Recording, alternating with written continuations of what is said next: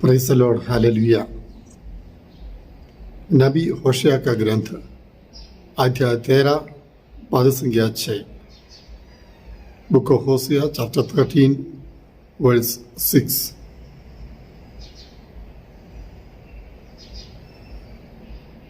उस सूखे प्रांत में मैंने उन्हें खिलाया और पिलाया। वे खा पीकर तृप्त रहते थे। वे घमंड से फूल गए और मुझे भुला बैठे। सूखे प्रदेश में मैंने उन्हें खिलाया पिलाया। वे खा पीकर तृप्त रहते थे। वे घमंड से फूल गए और मुझे भुला बैठे। परमेश्वर अपना दुख यहां पर व्यक्त करता है।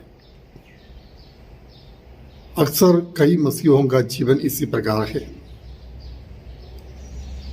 परमेश्वर आज हमसे भी ये कहना चाहता है, मैंने तुम्हें खिलाया पिलाया,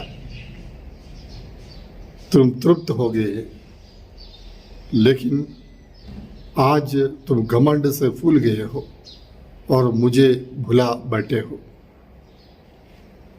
जब आशीषों की बरकत होती है, आशीषों की बरसात होती है, बरकतों की बरसात होती है, उस समय लोग घमंडी हो जाते हैं, परमेश्वर को भूल जाते हैं। वे इस बात को भूलते हैं कि ईश्वर ने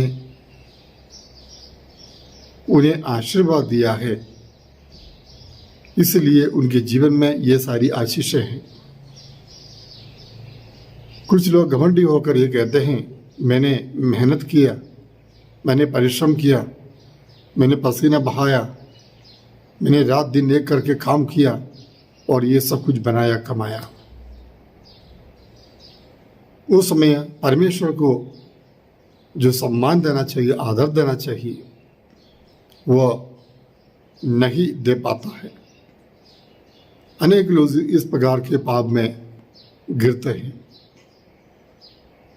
प्रभु को भूलना, परमेश्वर को भूलना, विधाता को भूलना, दाता है उसे भूलना एक बहुत बड़ी गलती है। तो हमें सावधान रखना चाहिए, सतर्क रहना चाहिए कि परमेश्वर हमारे साथ है, वो हमें खिलाते हैं, वे हमें खिलाते हैं और पिलाते हैं, हमें तृप्त रखते हैं। इस बात को हम कभी ना भूलें। हाँ प्यारे भाई बहनों, हम एक नए जीवन की शुरुआत करें।